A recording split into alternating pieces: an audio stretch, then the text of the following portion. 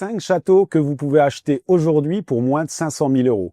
C'est ce qu'on va voir ensemble dans cette vidéo. Alors, ce premier château est situé à Mur-de-Barrez, ou de Barré, je ne sais pas comment on dit, à proximité en tout cas, avec ce château qui est affiché à un prix de 395 000 euros. Donc vraiment pas cher pour un château en tout cas. Surtout avec 550 mètres carrés habitables, 13 pièces dont 10 chambres, et avec, on peut le voir sur les photos, un château qui a fière allure quand même, avec les 2 pavillons à l'entrée. On va le voir un peu plus tard ici, un porche d'entrée qui est assez beau. Et aussi une vraie allure de château avec ses 2 tours et le corps de logis central, avec une grosse toiture. Et comme vous pouvez le voir ici, on a des fenêtres modernes qui ont été installées. Et c'est assez récent parce qu'en fait, ce château était affiché à 495 000 euros il n'y a pas si longtemps. Et il était affiché avec des photos sur lesquelles il n'y avait pas ces grandes fenêtres. Il n'y avait que les petites que vous pouvez voir ici. Donc ça a été ajouté récemment, sans doute pour ajouter de la lumière et ajouter de la surface habitable réellement sous les toits pour ce monument qui a priori n'est pas classé puisque à mon avis il y a très peu d'architectes des bâtiments de France qui auraient accepté ce type de fenêtre. À vous de me dire ce que vous en pensez. Je trouvais que c'était très charmant avec les petites fenêtres, mais bon, c'est vrai que pour y vivre, en tout cas sous les toits, ça doit être plus confortable avec un peu plus de lumière.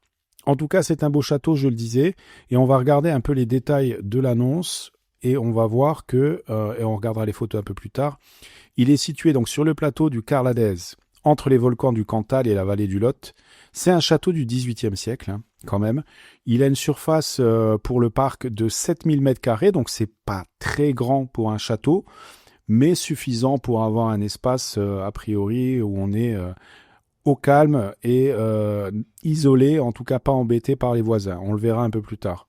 Construit donc en 1776, deuxième partie du XVIIIe siècle, et on a 3 niveaux, avec un hall majestueux qu'on va voir sur les photos j'espère, 3 vastes pièces de réception, une ancienne cuisine avec accès aux caves. Premier étage, 2 grandes chambres avec cheminée, 5 autres chambres. Donc quand même au premier étage, 7 chambres sur cette surface-là. Et le deuxième étage abrite maintenant donc un vaste grenier aménageable et pas aménagé, baigné de lumière naturelle grâce à une toiture récemment refaite. Donc ils n'ont pas fait que changer les fenêtres, c'est un élément essentiel quand même pour cette annonce. Ils ont aussi changé le toit a priori, remplacé le toit. Et en complément, la propriété comprend une grange de 150 m² et les 2 pavillons qu'on a vus. Donc ça, c'est pas mal la grange aussi. C'est une dépendance qui éventuellement, pour un projet futur, peut servir pour notamment des activités commerciales. Parce que on va réfléchir à ça aussi. Qu'est-ce qu'on peut faire de ce château et à qui il s'adresse? Quel type de propriétaire? Le château nécessite des travaux importants. Installation du chauffage. Donc il n'y a pas de chauffage, pas de sanitaire, pas de salle de bain, pas de toilette, pas d'isolation. Cette propriété représente une opportunité unique pour les amateurs de patrimoine et d'histoire à la recherche d'un projet de rénovation d'exception. Non soumis au DPE, ok, j'allais dire c'est parce qu'il est classé, mais non, il n'est pas classé, c'est simplement parce qu'il n'y a pas de chauffage en fait, qu'il n'est pas soumis au DPE. Voilà, donc on va regarder les photos. Vous voyez, l'environnement a l'air vraiment clean ici, il n'y a rien du tout autour, on a une belle surface, des beaux arbres, on est entouré par la nature, par la verdure. La façade ici, de ce côté-là, n'a pas l'air en superbe état non plus, quand même. Cette toiture qui, a priori, a été refaite, peut-être partiellement, hein, je ne sais pas, ou peut-être qu'un côté. Je n'ai pas les informations ici. Donc, effectivement, on voit ici la façade hein, qui marque un petit peu, quand même, de fatigue. Mais, a priori, rien d'alarmant. On ne voit pas de grosses fissures. C'est joli quand même, le cadre est joli. Hein. J'aime beaucoup cette entrée avec les 2 pavillons et le bâtiment derrière. Moi, je trouve que pour 395 000 euros, je ne sais pas si vous vous rendez compte, mais c'est le prix vraiment d'un appartement, d'un studio, voire un garage à Paris. Et là, vous avez quand même un monument du XVIIIe siècle, avec un bel escalier en bois, des sols qui ne sont pas d'époque a priori, enfin pas du 18e. On a des boiseries sur les murs, on a encore une cheminée, le plafond avec les poutres apparentes, on a des belles cheminées quand même d'époque. C'est quand même sympa, ça. Les pierres apparentes partout. Et donc, le fameux grenier aménageable. Ouais, la charpente est impeccable, hein. Donc ça a été refait. C'est propre, c'est clean. C'est quand même bien parce qu'on a une toiture en bel état qui est quand même un des éléments majeurs quand on achète un château. Un des éléments qu'on regarde le plus. Avec la cheminée qui traverse. Donc ça chauffera en même temps. Si vous faites du feu, ça chauffe cet espace. Bon, il faudra quand même, à mon avis, isoler déjà comme c'est indiqué et ensuite mettre du chauffage. Encore une belle cheminée, c'est pas la même pièce avec des boiseries. Tout ça, ce sont des gros travaux quand même, mais ça me semble réalisable. C'est pas le gros chantier comme le château de Lerme, par exemple, si vous connaissez. On est sur quelque chose qui me semble faisable. Et il y a le chauffage pourtant ici qui est installé. Ça, je comprends pas. Ils disent pas de chauffage, mais on voit le chauffage. Ici, on a des petites marques, peut-être des petites traces d'humidité, je ne sais pas. À voir. Mais en tout cas, je trouve que c'est un château très intéressant. Alors, à qui ça s'adresse, ce château ? Moi, je dirais que c'est pour en faire une résidence secondaire. Parce que pour les activités commerciales, c'est assez compliqué. On va pas faire visiter ce château. On peut éventuellement, il y a beaucoup de chambres, on peut éventuellement faire de la location privative. Ça peut être une bonne activité pour ce château parce qu'il est très, je trouve, photogénique et instagrammable, comme on dit. Donc on peut créer quelque chose d'assez fort, notamment pour attirer les étrangers et leur dire venez et louez le château en entier pour une semaine pour, je sais pas, 5 000, 6 000 euros par semaine. Et vous y allez que 2, 3 semaines par an ou peut-être un mois, hors période d'activité saisonnière, quoi. En parlant de saison, on va regarder où il se situe exactement sur la carte, hein, pour ceux qui ne situent pas. Mais on n'est quand même pas super bien localisé malgré tout. Et ce que je ne vois pas sur cette photo, et heureusement j'ai trouvé une façon de le voir, c'est que je ne vois pas ce qu'il y a de l'autre côté, ici, là. Vous voyez, dans cette zone, on ne voit pas s'il y a quelque chose. Et surtout, on n'arrive pas à délimiter le terrain. Ça, c'est un peu dommage. Je ne l'ai pas dit, mais cette annonce est proposée par Barnes International, qui ont fait des belles photos, mais on va aller regarder justement une autre annonce, la même annonce, mais proposée par quelqu'un d'autre. Mais juste avant, on va regarder sur la carte. Donc la carte, voilà où on est situé avec ce château. On est situé Aurillac. Donc le climat, pour ceux qui connaissent, c'est quand même un climat assez hostile, je dirais, en tout cas assez rude. Et on est assez loin, il y a la 75 qui passe ici, mais on est assez loin de tout, hein. On est au milieu de tout, mais loin de tout, parce que de ce côté-là, à l'ouest, on a la Dordogne, et à l'est, eh bien, on a ici le Puy-en-Velay, Saint-Étienne, donc c'est l'Auvergne, etc. Et un peu plus loin encore, on a Montélimar et la Provence, mais on est loin quand même. Donc là, vous êtes vraiment dans un climat rigoureux et assez difficile. Et aussi, d'un point de vue localisation, aussi un petit peu isolé. Pour avoir été à Saint-Flour, moi, je suis allé à Saint-Flour visiter un château, c'est quand même assez compliqué, hein. C'est assez compliqué. On est au milieu de la France, un peu plus bas, mais quand même. C'est quand même assez dur. Enfin voilà, donc là, je dirais location privative. Il faut trouver des gens qui aiment l'isolement et qui aiment le XVIIIe siècle. Mais ces fenêtres sont un petit peu... c'est dommage. Je pense que si j'achetais ce château, je remettrais les fenêtres originales. Qu'est-ce que vous en pensez, vous ? Bon voilà, enfin, on va regarder. Je vais juste vous montrer. Il y a une autre agence qui le propose, c'est Druot Immobilier. La première, c'était Bains. Et donc, on a d'autres photos. Donc, merci à Druot Immobilier qui propose d'autres photos un peu différentes, où on voit un peu mieux l'environnement. C'est pas mal aussi. Et notamment une photo, donc on voit les intérieurs, à nouveau les cheminées, le fameux hall d'entrée, enfin avec l'escalier en bois, qui est pas mal. On voit d'autres pièces. Donc c'est intéressant, une cheminée en bois là, sur la gauche. Les fameux greniers, le fameux grenier aménageable, ok. Non mais c'est pas mal. Là on voit un peu j'imagine que c'est le rez-de-chaussée ou peut-être la grange, je ne sais pas. On voit même l'intérieur des petits pavillons. Merci pour ça. Une vue d'ici. Ok. Et voilà. Et c'est cette vue-là que je trouve intéressante, qu'on n'a pas sur l'autre annonce. Avec ici, il semblerait qu'il y ait des maisons ici, des habitations. Donc après, ici sur la gauche aussi. Après, en termes d'activité, vous n'allez pas louer ce château pour un mariage, par exemple. À moins que la grange de 150 mètres carrés qu'on ne voit pas, je pense qu'on ne voit pas, puisse accueillir un événement de ce genre. Mais en même temps, avec les voisins autour, c'est pas évident. Si ce sont des voisins, mais j'imagine que oui. Donc, mais autrement, à part ça, à part ces habitations-là, il y a, c'est assez quand même, on est assez protégé, je trouve. Et donc c'est un château intéressant pour les locations privatives, éventuellement pour des chambres d'hôtes, pourquoi pas.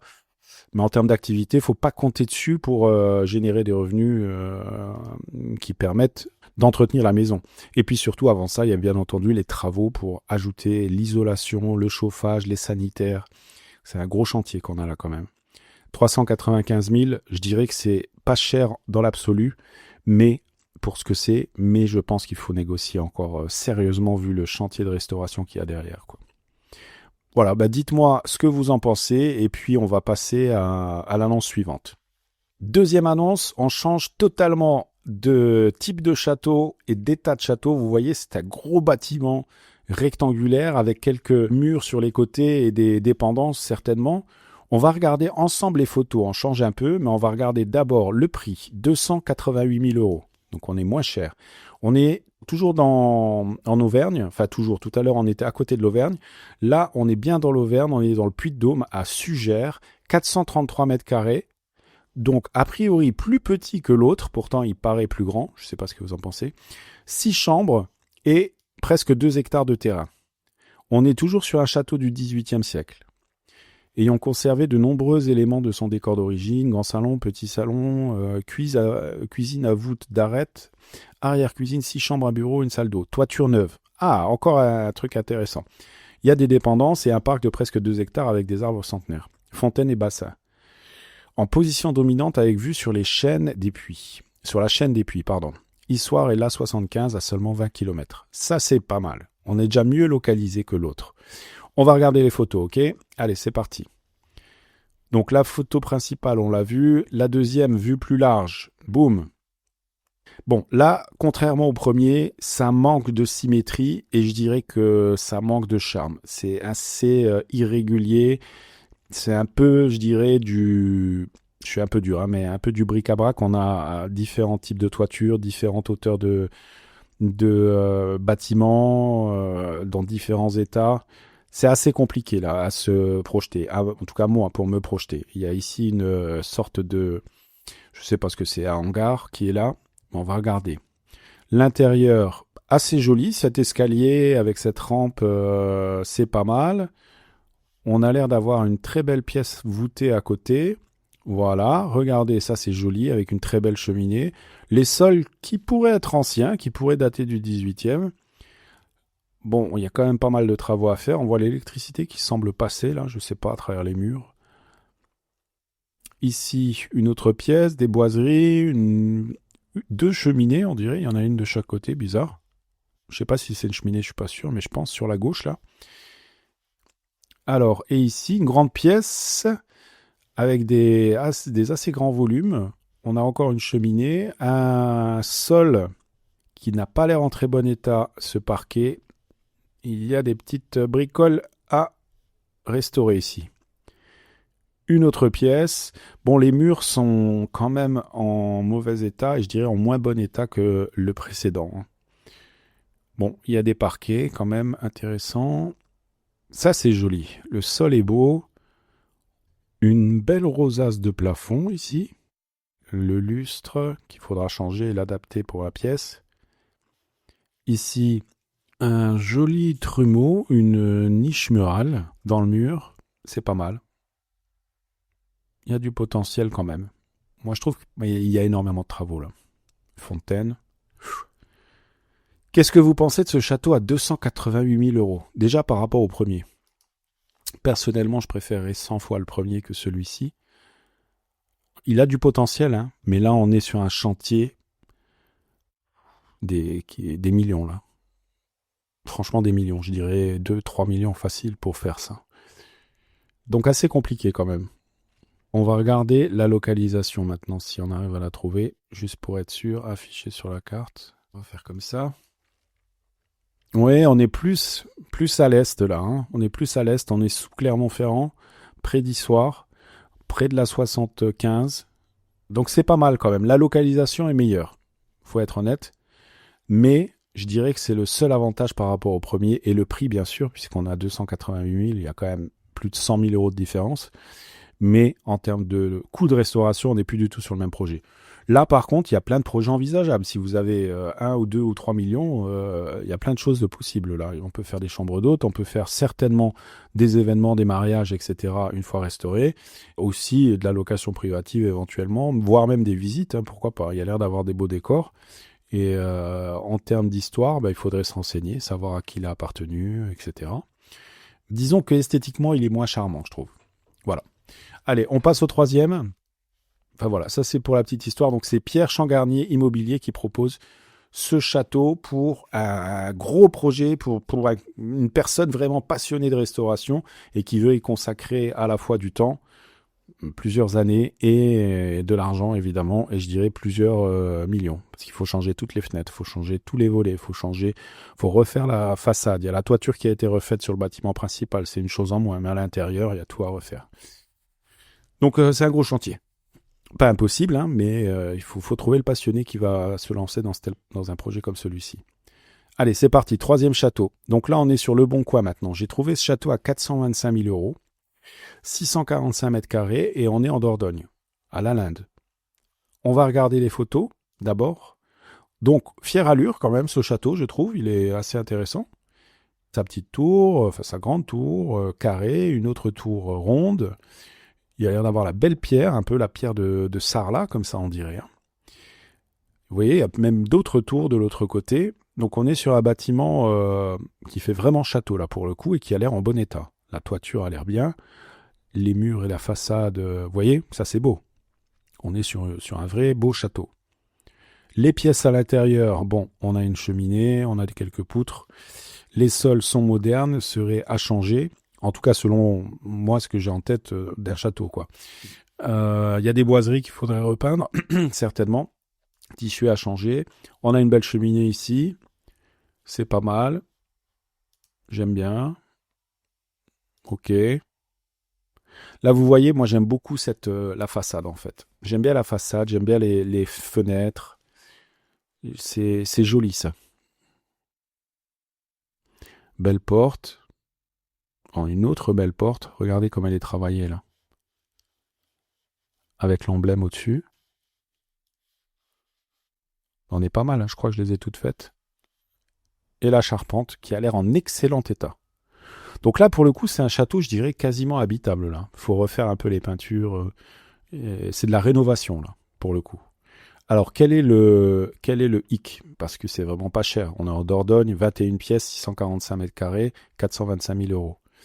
Le hic, alors 14e siècle, le château, au cœur d'un village. Voilà, donc c'est ça. Il domine la vallée de la rivière de la Dordogne. Joyau architectural, grand volume, authenticité, entrée renaissante, les fenêtres à meneaux qu'on a vues, cheminée monumentale, escalier à vis en pierre, toiture refaite, ainsi que certaines pièces de la charpente. L'entrée est délimitée, restaurée, elle constitue un appartement de 124 mètres carrés indépendant. Ok, donc là il y a un appartement, savoir s'il est loué ou pas. Ils ne l'ont pas précisé, je pense qu'ils l'auraient précisé. Chauffé par une climatisation inversible. Dans la cour pavée du château a été implantée une piscine. Pourquoi on l'a pas vu? Bizarre. Contenance de la parcelle, voilà, il est là le hic. C'est 1136 mètres carrés de surface. Donc, ça, c'est pour les amateurs de châteaux, mais qui veulent être dans un village et qui n'ont pas besoin de grands terrains. Parce qu'avec 1136 mètres carrés, pas de jardin et pas de tranquillité, on va dire. En tout cas, pas la tranquillité d'un parc de 3 hectares, quoi. Ça, c'est sûr. Mais intéressant, hein, c'est pas mal. Ça peut vraiment, en tout cas, pour le prix, ça peut être vraiment intéressant. Là, en termes d'activité, je dirais chambre d'hôte. Voilà, c'est tout. Mais c'est très bien. Hein. Ça peut être super. Hein. Avec une piscine en plus. C'est pas mal du tout. Qu'est-ce que vous en pensez de ce troisième château? Dites-le moi en commentaire. Moi, j'aime bien. Allez, le quatrième. Bon, c'est un autre genre. 449 900 euros. À Prissac. OK. Bon, là, on a presque 13 hectares de terrain, mais seulement 288 mètres carrés de bâtiments, enfin de surface habitable. On est très bien localisé. Parc naturel de la Brenne. Donc là, ils disent 260 mètres carrés habitables ici et 12 hectares 7, ok. Maison d'amis, ancienne chapelle et nombreuses dépendances. Château du XIVe et XVe siècle, ayant appartenu à une ancienne commanderie des Augustins de la Maison-Dieu de Montmorillon. Vue panoramique. Château. Bon, je ne vais pas aller dans les détails parce que la vidéo va être trop longue. On a beaucoup de chambres, etc. Deuxième étage, 3 chambres. Sous-sol, vaste cave voûtée, 50 mètres carrés en 2 pièces. Ancienne meurtrière et porte donnant sur l'extérieur. Les éléments historiques, vous trouverez une ancienne chapelle, vous l'avez dit, fresque ancienne, superbe charpente d'époque, ok, maison d'amis, quand même, plusieurs bâtiments, écurie avec grenier, grande grange, 137 mètres carrés, divers abris et un WC extérieur. Chauffage au fioul, simple vitrage au bois, puis assainissement non conforme, ça c'est du travail, enfin c'est de l'argent surtout. Fibre installée, donc il y a la fibre. Ça, c'est pas mal pour du Airbnb, enfin pour des chambres d'hôtes. Avoir une fibre pour ceux qui veulent venir passer un petit séjour dans un château et pouvoir travailler sur leur ordinateur. La propriété dispose d'un jardin paysager d'environ 1 hectare. Ah, ok. Et 12 hectares 7 de prairies attenantes, dont une partie louée. Bail verbal. Ouh, ça, c'est pas bon, le bail verbal. Et vue dominante. Dans un cadre bucolique et historique rare. Région de la Brenne est bien connue des amateurs de nature.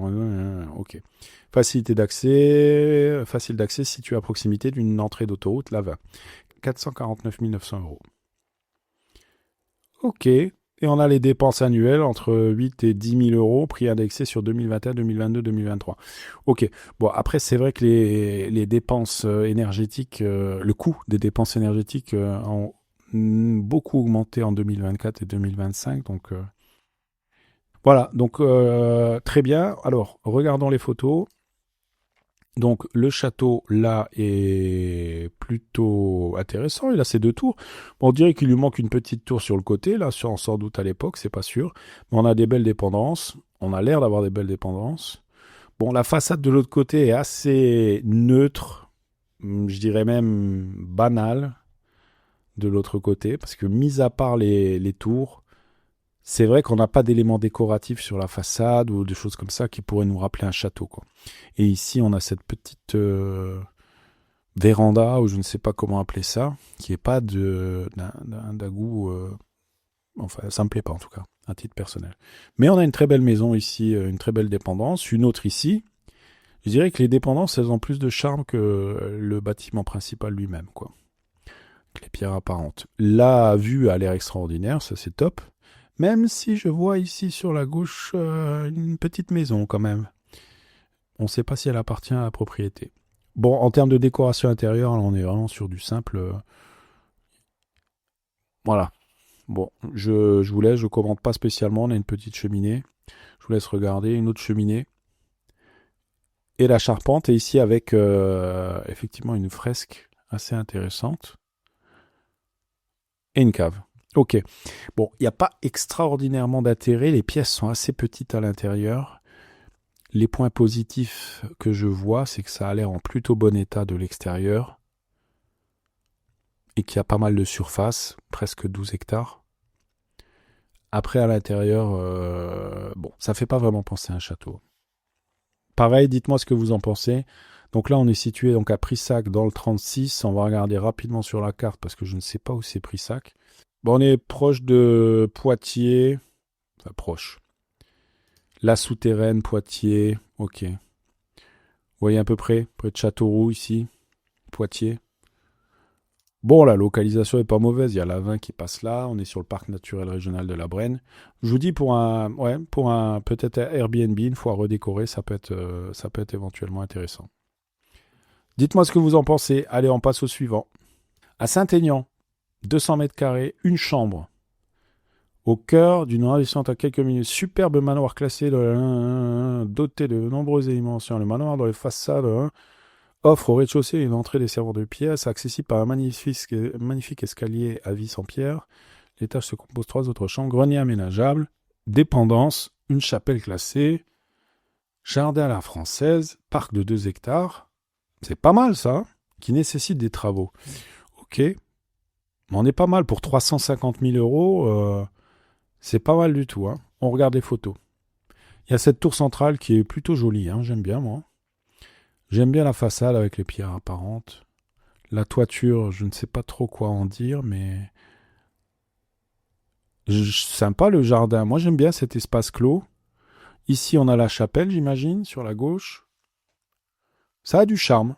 Bon, là, on voit tout de suite que sur ce bâtiment, je ne sais pas si ça a été précisé dans l'annonce, mais ça, on voit que les dépendances, il y a du travail là. Ok. Bon, là, il y a eu des travaux plus récents qui ont été faits ici, on dirait. Bon, ça manque un peu de symétrie, mais bon, on peut pas toujours avoir un bâtiment, des choses symétriques. Est-ce que ce bâtiment, oui, ce bâtiment fait partie de la propriété. On a une vue dégagée. Jardin à la française. Ça a du potentiel. Ouh, j'aime beaucoup ça. Très belle cheminée.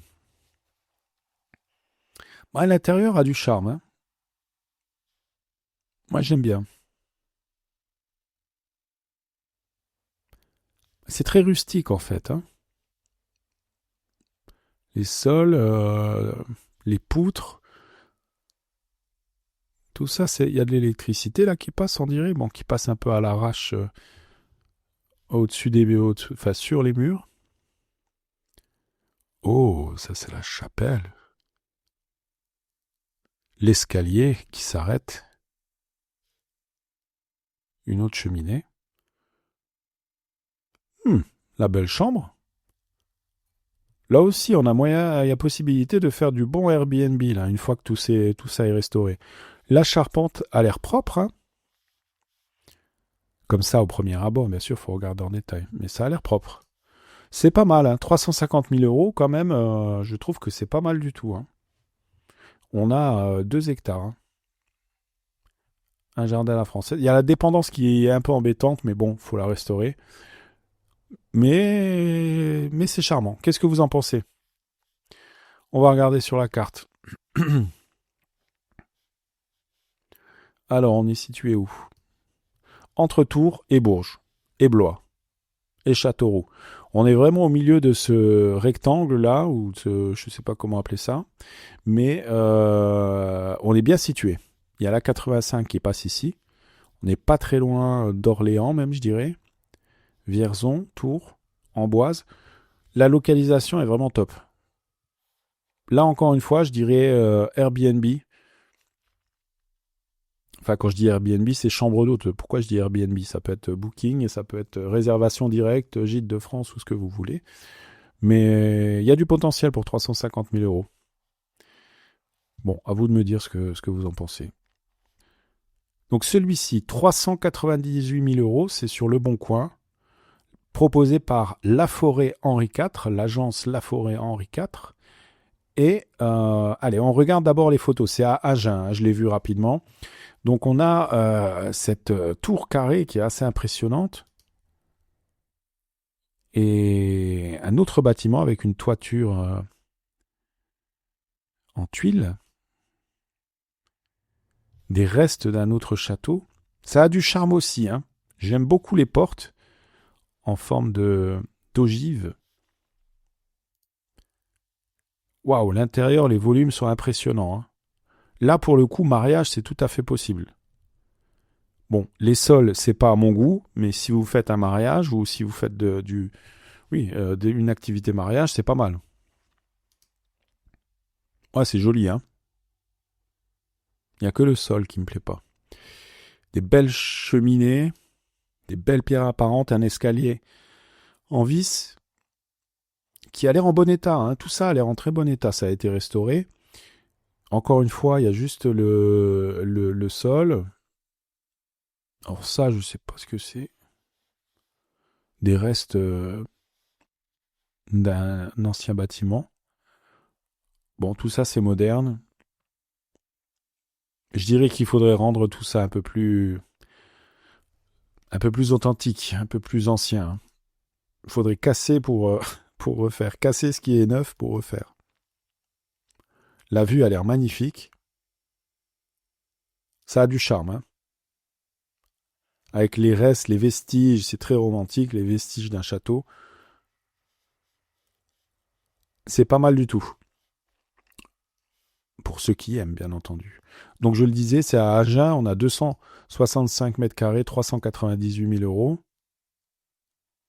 Et quelle est la sur... Ah, le terrain est petit. C'est Mehdi qui nous propose ça, dominant avec fierté la vallée de la Garonne. Le château de Clermont-Dessous, érigé au XIe siècle, ancienne place forte. Là, on est sur un bâtiment, enfin un lieu chargé d'histoire, ça c'est sûr. Une belle pièce de réception. Ben là, je dirais qu'il faut y faire des mariages. Et il y a un appartement de 143 mètres carrés. Je ne sais pas où il se trouve, mais c'est peut-être ce qu'on a vu avec la cuisine, etc. Mais c'est pas mal. C'est pas mal du tout. Et là, pour ceux qui ont envie de soleil, on est à Agen, donc on est vraiment proche d'Agen en tout cas. C'est où Agen? Ouais, c'est là. Donc on est proche d'Agen, pas très loin de Villeneuve-sur-Lot et de Montauban. Même Toulouse n'est pas très loin. Donc on est pas mal situé quand même, hein. Bordeaux aussi. On est entre Bordeaux et Toulouse. À Agen, quoi. Pour ceux qui veulent du soleil, eh ben on a le château de Clermont-Dessous. 398 000 euros proposés par la Forêt Henri IV. Voilà, et là je termine juste là-dessus, c'est un petit clin d'œil. 50 000 euros, 10 pièces, 300 mètres carrés, ça fait rêver. Et voyez la photo là, à Autremancourt, eh bien c'est le château de Monsieur Richard. Voilà à quoi le château ressemblait, et regardez à quoi il ressemble maintenant. Bim. Donc c'est ça que l'agence vend. Les restes d'un château. C'est bien les restes du château, hein. On reconnaît d'ailleurs la forme, mais malheureusement, ce ne sont plus que des souvenirs. 50 000 euros pour les passionnés qui veulent reconstruire un château en partant, je dirais, de presque zéro. Peut-être qu'il y a de la documentation disponible, mais là, c'est plus un projet de restauration, là. C'est un projet de création totale. Voilà, je voulais juste vous montrer ça pour vous dire que parfois on voit des annonces, mais il faut faire attention parce que, vous voyez, mais c'est bien hein, de savoir que ça existe, ces cartes postales, mais j'aurais commencé par celle-ci et j'aurais ajouté ensuite cette photo plutôt que l'inverse. Enfin, 50 000 euros et on est dans je sais pas, Charleville-Mézières, Saint-Quentin. Exactement, voilà. Bon bah écoutez, j'espère que cette vidéo vous a plu et qu'elle n'a pas été trop longue. Et puis je vous dis à très bientôt pour la suite. N'hésitez pas à me dire en commentaire votre château préféré. À très bientôt.